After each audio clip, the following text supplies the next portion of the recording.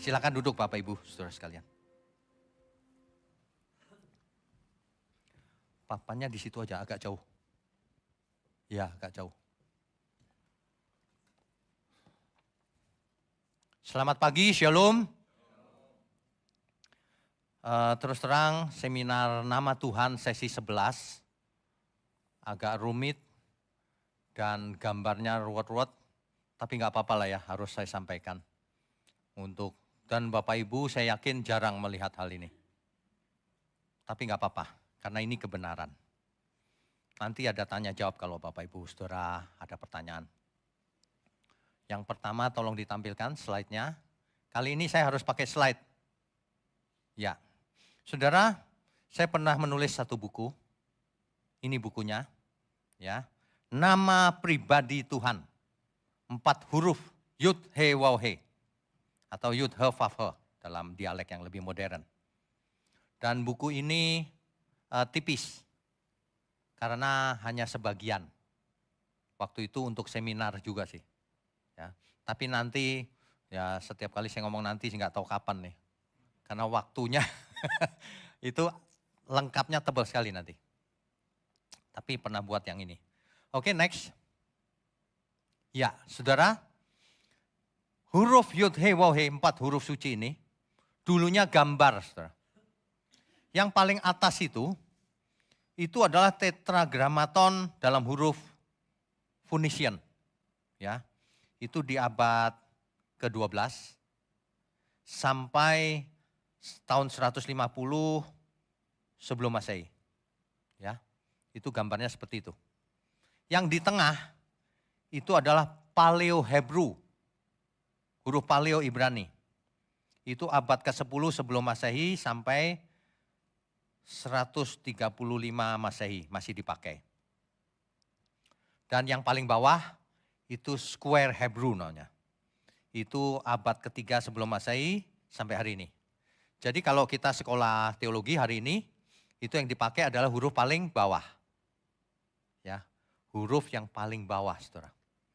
Nah, kemudian asalnya dari mana sih 4 huruf suci ini? Kita sudah pernah membahasnya di sesi-sesi yang lalu. Next. Ya. Keluaran 3 ayat 13. Bagaimana kalau Israel bertanya namanya? Elohim menjawab di ayat 14. Ehyeh, Asher Ehyeh. Diterjemahkan dalam bahasa Indonesia, aku adalah aku. Gitu ya. Nah, next. Kita mau bicara soal historis. Historis tentang teks Alkitab dan lafalnya YHWH ini. Ya, historisitasnya bagaimana sih? Next. Nah, ini rumit. Tapi nggak apa-apa, saya akan bahas sedikit saja ya. Bapak Ibu Saudara sekalian, ini adalah rentang waktu dari 2000 sebelum Masehi sampai 2000 Masehi. Ya. Perjanjian Lama ditulis sampai akhirnya kanon di tahun sekitar 400-an ya sebelum Masehi. Kanon itu maksudnya sudah dikumpulkan, sudah menjadi standar. Ya. Kemudian ada yang namanya Dead Sea Scroll. Gulungan laut mati diketemukan di daerah Qumran di Israel, di gua-gua begitu. Ternyata itu tulisan asli manuskrip kuno. Itu ditemukannya di sini. Ditulisnya maksudnya. Ditemukannya di ini dia. Ditemukannya di sini, Saudara. Di abad 20. Ditulis sebelum Masehi, diketemukannya di sini. Di abad 20. Ya, begitu juga dengan The Great Isaiah Scroll, gulungan Yesaya, kitab Yesaya yang asli. Kalau kita ke Israel itu ada museum, di situ digelar replikanya. Itu luar biasa itu, gulungannya utuh, Yesaya, kitab Yesaya. Ya, nah di situ kemudian ada Septuaginta. Septuaginta ini kitab perjanjian lama yang diterjemahkan dalam bahasa Yunani. Masih ingat ya? Kan udah sering kita ulang-ulang ya. Kodenya LXX. Karena ditulis oleh 70. Diterjemahkan oleh 70 ahli kitab. Dan lain-lain ya. Kemudian di sini diketemukan Aleppo Codex dan Codex Leningradensis. Apa itu? Codex itu adalah suatu seperti buku kuno, tulisan manuskrip. Diketemukannya di situ. Sampai hari ini ada. Cuman yang ini, Codex yang ini lengkap. Yang Aleppo sebenarnya lebih lengkap. Tetapi di tahun sekian terjadi kerusuhan di daerah itu, dibakar. Sisa sedikit. Begitu ceritanya ya. Nah yang perlu kita lihat adalah yang begini. Dulu ditulisnya pakai bahan papirus. Papirus itu kertas zaman dulu. Kemudian ditulis dengan perkamen. Perkamen itu kulit binatang. Ya. Bentuknya kodeks. Kalau dulu bentuknya gulungan. Gulungan. Tapi kemudian yang terbaru kodeks. Kodeks itu kayak buku. Bentuknya ya. Nah ingat yang paling penting ini. Masoret. Kita sudah bahas ya. Ada kelompok Masoret yang memikirkan menjaga kitab suci dengan sungguh-sungguh supaya generasi berikutnya tidak salah baca. Kenapa? Karena teks kitab suci asli tidak ada huruf hidupnya. Semua huruf mati. Sehingga takut salah baca, dikasihlah yang namanya nikut, tanda baca. Nah itu dilakukan oleh kelompok Masoret. Lihat nih tahunnya Masoret. Sekitar 500 Masehi sampai 1000 Masehi. Nah, hari ini kita punya manuskrip Aleppo Codex, Codex Leningradensis dan lain-lain. Itu sudah dikasih nikut oleh Masoret. Ngerti ya? Jadi kalau kita sekarang buka di online, Interlinear Bible, Yunani atau Ibrani khususnya, itu sudah ada nikutnya. Nah itu adalah hasil kerjanya tim kelompok Masoret. Itu aja yang perlu diketahui dari gambar yang ruwet ini. Ya, next. Teks Masoret itu seperti ini fotonya. Jadi ada keterangan di atas yang disebut Masora makna, ada catatan-catatan di pinggir, Masora parva dan lain-lain ya. Gitu. Nah, jadi Masoret menambahkan vowel pointers, titik-titik tanda huruf vokal, vokalnya. Itu kerjaannya Masoret. Satu lagi menambahkan aksen, penekanan-penekanan, nada. Gitu. Nah, yang perlu kita ingat, jadi kalau hari ini ada teks pakai nikut, titik-titik tanda vokal, itu hasil kerjanya kelompok Masoret. Next. Jadi teks dari kodeks itu dikerjakan oleh namanya Shlomo ben Buya. Sedangkan nikutnya dikerjakan oleh Aaron ben Moshe ben Asher. Itu Tiberias, Israel. Tahun 960. Ya, itu. Jadi sejarahnya begitu. Next. Ya. Harusnya Bapak Ibu Saudara sudah familiar dengan ini. Kita sudah bahas di sesi yang lalu. Ingat. Di manuskrip kita temui tulisan seperti ini. Yang merah ini nikutnya kan. Ada juga yang begini, ini disederhanakan titik yang di sini hilang. Sama aja. Itulah ketif tulisannya maksudnya. Dibacanya kiranya apa? Adonai. Tapi di kasus lain, dikasih hurufnya beda. Bacanya Elohim. Meskipun tulisannya Yod-Heh-Waw-Heh tapi dibaca Elohim. Sudah kita jelaskan di sesi yang lalu. Next. Ya ini penjelasannya. Kalau nikut Adonai diaplikasikan pada Yod-Heh-Waw-Heh, maka jadinya seperti yang kita punya. Tidak ada ininya. Minusnya ini tidak ada karena aturan gramatika Ibrani. Jadi begini. Jadi kalau orang, ini penjelasannya saya sudah ketik. Jadi sudah jelas ya. Ini cuma sepintas saja karena Bapak Ibu kan tidak belajar Ibrani. Maksud saya adalah semua itu ada cerita, detailnya, ilmiahnya, fakta historisnya. Gitu. Gitu. Nah, kalau ada yang ahli Ibrani ya silahkan dicek benar apa enggak kata-kata saya ini. Next. Ini nikutnya Elohim diaplikasikan pada Yud-He-Waw-He. Makanya bacanya Elohim. Ya, itu contohnya. Oke, next. Wah, apalagi ini? Ini Leningrad Densis manuskrip. Fotonya begini. Saudara lihat panah merah itu, ya. Ini. Kalau ini diperbesar, tulisan tadi itu. Yud-He-Waw-He yang ada nikutnya. Ya, jelas itu. Nanti kalau saudara mau gambar ini di internet banyak. Google aja.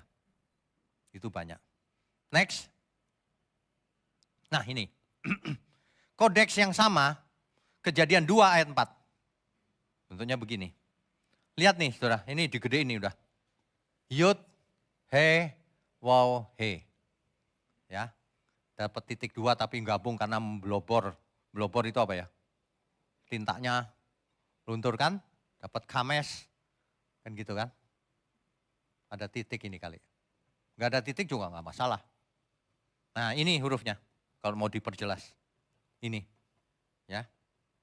Itu Kejadian 2 ayat 4. Terus next.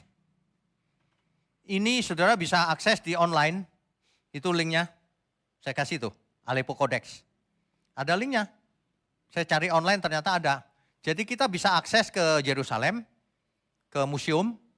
Linknya itu, saya coba Yosua, chapternya itu, ini munculnya. Ya, next. Nah, dari teks tadi itu kita bisa lihat, ternyata ini hurufnya. YHWH. Yud dapat Shewa, ya. Ini dapat Kamesh, wawnya. Sama, itu hurufnya. Kalau mau ditulis dalam yang jelasnya itu. Oke, next. Ya, ini dalam Ulangan 30 ayat 3. Sama sih hurufnya, itu dia. Gak ada yang namanya Yahweh. Ya, gak ada bukti. Tidak ada bukti historis, tidak ada bukti teks juga. Dari mana asalnya nanti kita lihat. Next. Ya. Kodeks Aleppo Mazmur 71 ayat 16. Kalau kita zoom ini, diperbesar, ini dia. Apa itu? Huruf apa? Adonai. Ini huruf YHWH. Ya. Adonai YHWH. Terjemahnya bahasa Indonesia apa? Adonai YHWH. Terjemahnya apa? Tuhan, Tuhan Allah. Adonai Elohim. Masih ingat ya? Jadi bukan Tuhan-Tuhan, kan aneh terjemahnya Tuhan-Tuhan. Nah ini contohnya, teks aslinya begitu. Ingat ya, bacanya dari kiri ke kanan. Percuma Pak, kiri ke kanan, kanan kiri, nggak bisa baca. Nggak apa-apa, ini kan pengetahuan aja ya. Oke, next. Ya, contohnya ini saudara, itu dia. Adonai Yahweh, dari kiri kanan ke kiri ya, Adonai Yahweh. Bukan Adonai bacanya, Adonai Elohim. Makanya diterjemahkan menjadi Tuhan Allah. Gitu. Berikutnya. Nah, Septuaginta kemudian ketika menerjemahkan perjanjian lama ke dalam bahasa Yunani, bahkan Yahweh-nya dihilangkan. Diganti dengan Kurios. Kurios itu Tuhan. Itu Septuaginta itu. Ya. Septuaginta di zamannya Tuhan Yesus ada sampai ke tangan Tuhan Yesus. Apakah Tuhan marah? Tidak, gak masalah. Nah, gitu ya. Nah, Septuaginta itu dibuat di Yunani, di Alexandria maksudnya, Mesir. Ya. Oke, next. Nah ini Dead Sea Scroll nih. Perhatikan baik-baik. Ini Habakuk, ya. Bentuknya begini. YHWH-nya masih berupa gambar. Ini tulisan kuno banget nih. Namanya Paleo Hebrew. Masih ingat gak tadi? Jadi ini huruf Paleo Hebrew nih. Ini Dead Sea Scroll. Di museum ada. Jadi ada linknya juga kalau mau. Ya. Jadi ada orang bicara sama saya begini, oh dulunya ini hurufnya, bunyinya apa? Yahweh loh, bunyi Yahweh, wong ini cuma huruf mati. Mau bohong sama saya dia. Herannya itu mahasiswa saya sendiri. Saya bilang, kamu bohong sekali ya, berani bohong sama saya. Itu mahasiswa saya itu. Bohong kau. Saya tutup langsung teleponnya. Jangan pernah bohong ya, apalagi soal nama Tuhan. Udah jelas gambar begitu, nggak mungkin bunyi Yahweh, huruf mati itu. Next. Nah ini teks yang zaman sekarang, saudara. Kalau saudara lihat teks Ibrani yang zaman sekarang, itu ada BHS, ada juga yang lebih baru BHQ. Kalau akses interlinear itu ada tuh. Nah bentuknya begini, nih. Sama kan? Pakai titik 2, pakai kames, pakai sewa, pakai kames. Sama persis semua teks sama. Next. Nah hipotesisnya. Kok bisa ada lafal Yahweh sih? Dari mana asalnya? Sehingga semua orang di dunia ini kalau lihat ensiklopedia nama Yahweh singkatannya. Di sana sini Yahweh. Padahal nggak ada asal usulnya kan? Dari mana asal usulnya? Banyak dugaan pelafalan YHWH ini. Dugaannya banyak, nggak cuma Yahweh. Tetapi tidak semua dugaan memenuhi gramatika Ibrani. Faktanya tidak pernah ada bukti historis dari sumber-sumber primer Alkitab yang membuktikan bahwa lafal dari YHWH adalah Yahweh. Nggak ada. Kalau orang ditanya mana buktinya? Dia ambil kamus yang buatan si A. Dia ambil Alkitab yang buatan si B. Bukan bukti primer. Itu sama aja saya bikin teori terus buktinya apa? Buku saya sendiri. Ya nggak boleh begitu dong, harus teks primer. Ya teks primer nggak pernah ada. Next. Nah sekarang kita lihat nih. Ternyata YHWH itu, ya YHWH itu ternyata banyak sekali sebutannya. Di tahun 600 sebelum Masehi, ada yang menyebut YHWH itu Yeowoi. Ada yang menyebut Iau. Ada lagi yang ini Iau. Ya. Iewo. Yahweh. Nah, ini mirip nih. Yahweh. Yahweh gitu. Ya. Iai. Ia. Iabe. Nah, Iabe ini mirip lagi nih. Iave kan? Iave, Yahweh. Gitu. Tapi ada yang Yahu. Yahu. Ada yang macam-macam. Saudara mau yang mana? Ada menunya, silakan pilih. Ini fakta sejarah, ya. Jadi sebenarnya YHWH pernah dilafalkan, pasti di Alkitab. Tapi itu zaman dulu banget. Tapi tidak ada yang tahu sekarang. Ya, sebenarnya apa sih? Gitu ya. Next. Nah, ini juga sama nih. Interpretasi modern daripada Tetragrammaton. Ada tokoh yang namanya Genesius. Itu bikin bunyinya Yahweh. Yahweh. Ada yang Kill, Delete, itu bacanya Yahweh. Ya. Ada lagi yang Java. Ada Yahweh, Yahweh, Yahweh. Ada Yahuwah. Ada Yahu. Ada Yehuwah, Yahuwah. Yahoh. Jahwoh. Waduh. Saudara mau yang mana lagi? Ini menu yang modern nih. Ya. Next. Ya. Nah, vokalisasi di teks yang modern. Yehovah. Bisa juga Yehowi. Bisa juga, ini sama ya, sama yang ini. Bisa juga Yehuwah, Yehwi. Itu. Jadi YHWH bicara YHWH ada banyak pendapat. Ya. Next.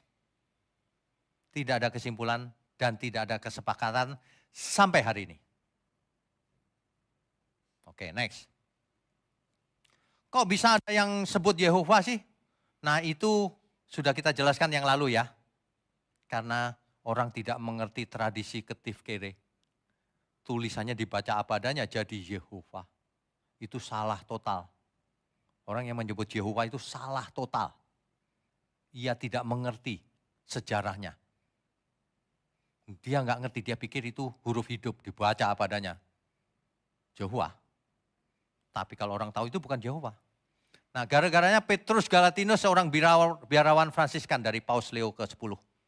Ya. Yang ditulis dalam bukunya De Arcanis Catholicae Veritatis. Diterbitkan tahun 1518. Dia yang menyebabkan itu. Makanya leksikon hari itu pengucapan Yehova tahun itu. Ya. Enggak diketahui sebenarnya Yehova. Ketika tahun itu baru dipopulerkan oleh biarawan ini, Fransiskan dari Paus Leo ke-10. Ya. Penyebutan Yehova adalah akibat ketidakmengertian asal-usul atau tradisi masorah tentang ketif kere. Dulu pernah populer ya. Kan kita dulu di gereja Jehovah Jireh, gitu kan. Jehovah Rafa, gitu. Itu sebenarnya itu penyebutan yang salah. Oke, berikutnya. Nah ini contohnya. Leksikon ini, waduh tahunnya saudara, 1877. Sudah lahir belum? Zaman dulu dipakai kata Jehovah. Zaman dulu. Itu salah. Next. Nah sekarang kita bicara Yahweh. Asal usulnya Yahweh. Saudara, lafal Yahweh ini baru dipopulerkan pada tahun 1567. Oleh seorang teolog Prancis. Yang bernama Genebradus. Atau yang dikenal juga dengan nama Gilbert Genebrad. Ya. Ia menduga YHWH adalah Yahweh. Atau Jahve. Kenapa? Karena ia meminjam dari Clement dari Alexandria. Tadi kalau kita lihat tabel yang tadi itu, Bapak Gereja Clement dari Alexandria, dari Mesir itu, dia pakai Jahve itu. Yang tadi. Ya. Nah, padahal itu kalangan Platois Gnostik namanya. Menurut Clement, transliterasi dari Yahweh adalah Yahweh. Tadi ya, tadi udah dengar tabel sebelumnya ya. Jadi si Genebradus ini ambil dari Clement dari Alexandria. Dia ikutin itu, Yahweh gitu. Jadi lafal Yahweh tidak memiliki sumber historis atau naskah historis sama sekali. Cuma pendapat Clement Alexandria. Jadi terkenal. Dipopulerkan 1567 Masehi. Next. Ini dia. Ya. Jadi ini. Bukunya itu. The Divine Name in the Bible. Saya punya bukunya juga sih. Halaman 79. Next. Nah. Lafal Yahweh adalah sebuah hipotesis. Jadi hipotesa aja. Mungkin Yahweh gitu. Yang kedua, kata Yahweh itu bukan bahasa Ibrani. Tidak ada orang Ibrani yang menyebut nama Yahweh, gak ada. Kalau ada itu pasti dia sekuler, gak ngerti apa-apa itu. Ada orang Yahudi yang nyanyi, ngeband Yahweh gitu. Ada, itu sekuler yang gak ngerti apa-apa. Tapi kalau kita nanya para rabi, gak ada yang menyebut satu pun. Dari dulu sampai sekarang. Ya. Nah, kata Yahweh dipopulerkan tadi sudah disebut ya. Kemudian Genebradus meminjam istilah dari Clement, sudah disebutkan tadi. Nah ini dia. Ejaan Yunani dari nama Dewa Zeus. Itu Yahweh. Jadi yang juga dikenal sebagai Jove. Itu nama Dewa Zeus tuh. Jove. Jadi Yahweh. Akhirnya Yahweh. Akhirnya Yahweh. Begitu ceritanya. Kalau ada yang nggak setuju di luar sana, keluarkan datamu.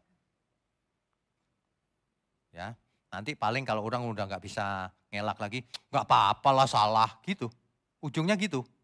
Ya, kalau nggak apa-apa salah lu jangan belajar, jangan ngajar. Kok nggak apa-apa, salah kok nggak apa-apa, aneh.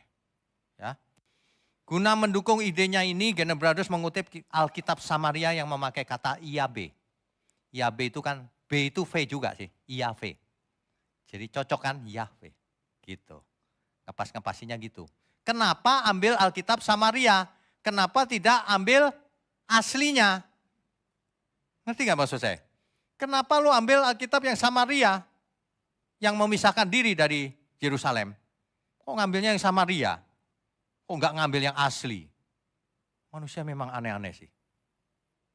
Gitu, ya. Next. Ini saya ambil dari Israel Bible Center, ya. Disimpulkan begini, bahwa lafal dari Yahweh yang asli itu cuma spekulasi, karena tidak diketahui, debat sana sini dan sebagainya, menyebabkan ribut dan sebagainya ya. Akhirnya gini, pronunciation unknown, lafalnya tidak diketahui pasti. Bentuk gramatikanya tidak jelas, Yahweh itu bukan Ibrani. Jadi kalau orang ngotot Ibrani nggak ngerti bahasa Ibrani itu artinya, gramatikanya. Original root-nya itu nggak jelas maksudnya apa. Ya, jadi ini Israel Bible Center.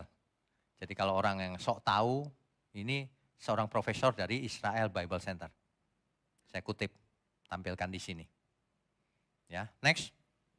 Ya. Yang jadi masalah itu gini loh. Bahasa Ibrani itu hurufnya bisa berubah, grammarnya, hurufnya. Shalom bisa jadi shelomo. Enggak shalom, kalau Indonesia cuma ditambahin salomo misalnya. Gitu loh, ngerti ya? Tapi kalau bahasa Ibrani shalom bisa jadi shelomo. Jadi grammarnya itu ada aturannya, jadi nggak bisa kita pikiran bahasa Indonesia untuk mengerti bahasa Ibrani. Beda, grammarnya beda, tata bahasanya beda. Nah, orang nggak ngerti tata bahasa lalu mengambil kesimpulan, ya. Yahweh memang banyak yang terima hari ini, tapi itu spekulatif, spekulasi aja. Karena nggak ada dasarnya sama sekali. Bapak Ibu Saudara kalau lihat ensiklopedia, artikel apa aja, semua pakai Yahweh. Tapi itu padahal itu spekulasi loh. Kita nggak tahu nanti berapa tahun lagi nggak dipakai lagi Yahweh. Ya, nanti ada yang ngomong ini gara-gara GMM ini. Berubah, Yahweh hilang. Oke, next. Habis. Habis ya, Siti? Oh, oke. Jadi,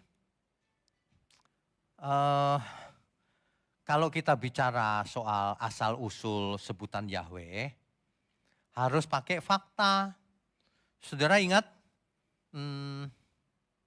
kebenaran itu sesuai dengan fakta, natur yang pertama. Tadi ada satu slide terakhir, Siti.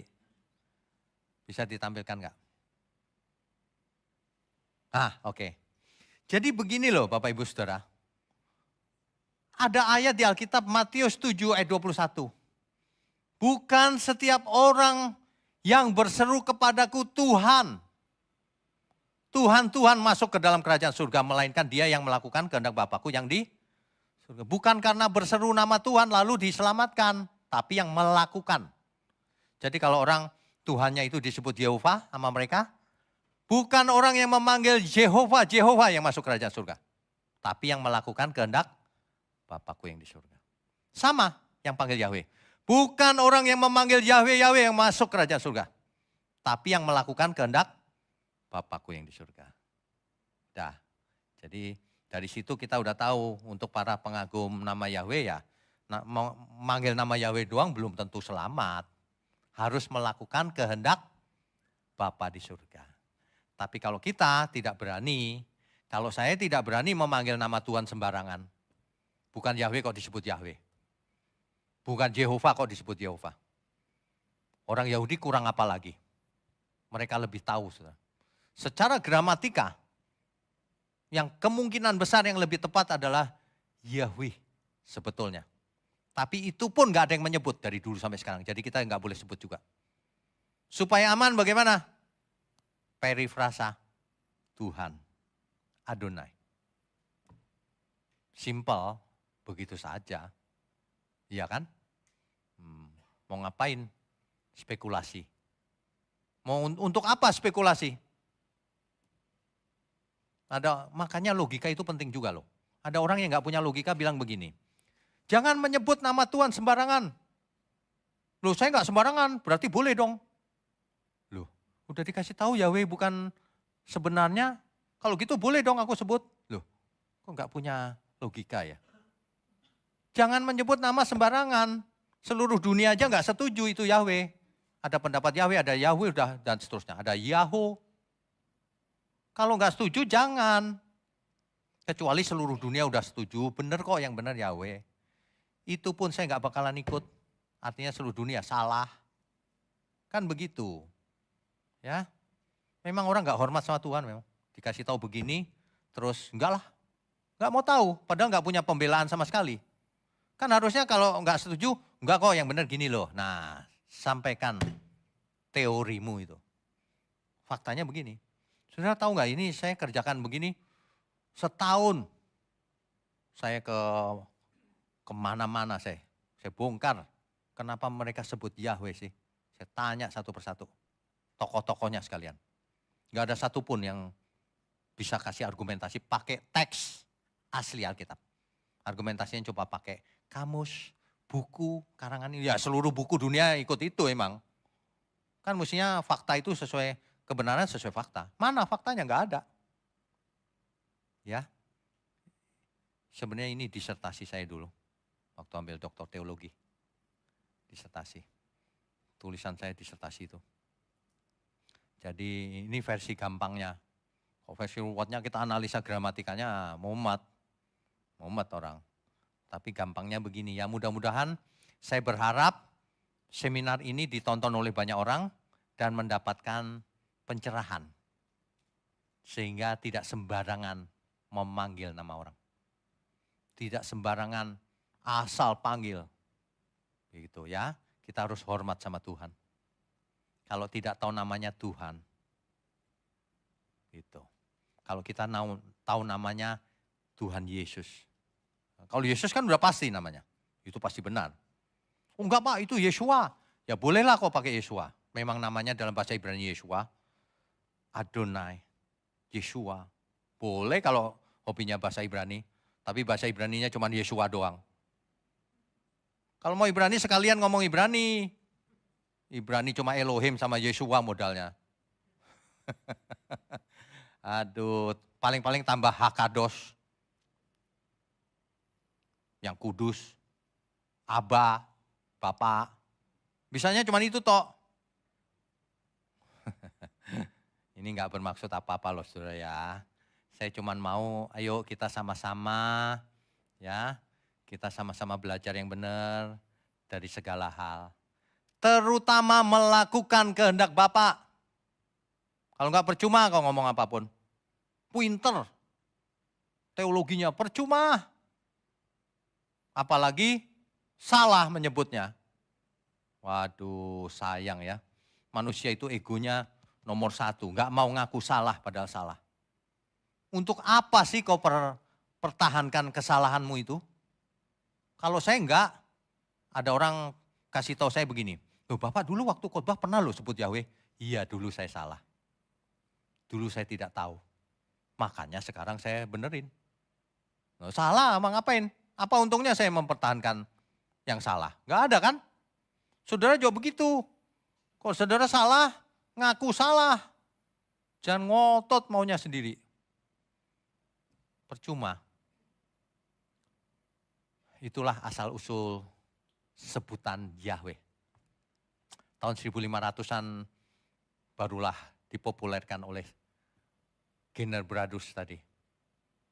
Ya, sebelumnya enggak populer.